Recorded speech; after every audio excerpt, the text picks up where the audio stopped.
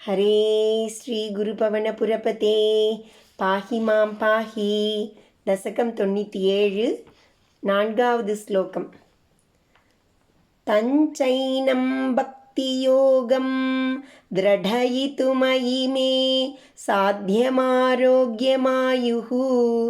दिष्ट्या तत्रापि सेव्यं तव चरणमहो भेषजायेव दुग्धं मार्कण्डेयो हि पूर्वं गणकनिगदित द्वादशाब्दायुरुच्चैः सेवित्वा वत्सरं त्वां तव भटनिवहैर्द्रावयामास मृत्युम्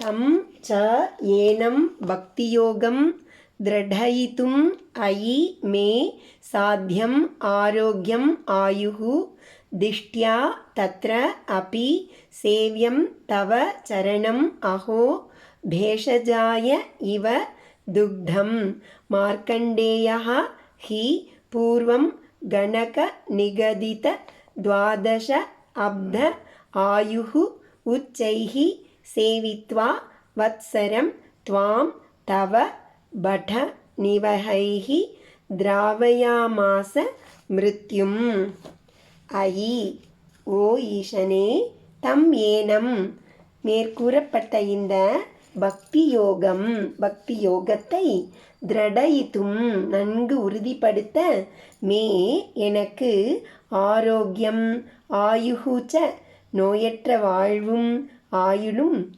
சாத்தியம் அடைய வேண்டியவையாக உள்ளன.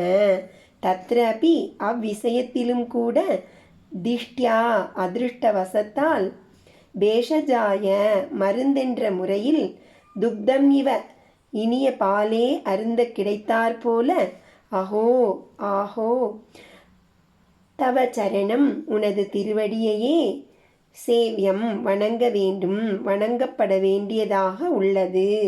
மார்க்கண்டேயகி மார்க்கண்டேயரும் கூட பூர்வம் பண்டு கணக்க நிகதித ஜோதிடர்கள் கணக்கிட்டு கூறிய துவாதச அப்த 12 ஆண்டுகளே ஆயுகு ஆயுள் உள்ளவராயிருந்தும் துவாம் உச்சைகி உன்னை மிக தீவிரமாக வத்சரம் ஓராண்டு காலம் சேவித்வா வழிபட்டு தவ உனது பட்டநிவகைகி சேவகர் கூட்டங்களால் மிருத்யும் திராவயாமாச காலனை விரட்டிவிட்டார்.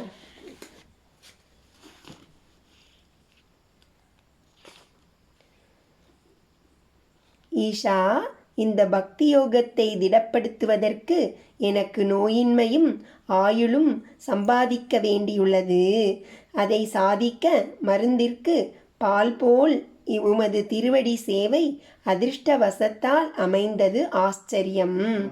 பூர்வ காலத்தில் மார்க்கண்டேயர் ஜோதிடர்களால் கணித்து கூறப்பட்ட 12 வருஷமே ஆயுளை உடையவராயிருந்தும் உம்மை 1 வருஷ காலம் தீவிரமான சேவை செய்து உமது தூதர்களின் கூட்டத்தை கொண்டு யமனை விரட்டிவிட்டார்.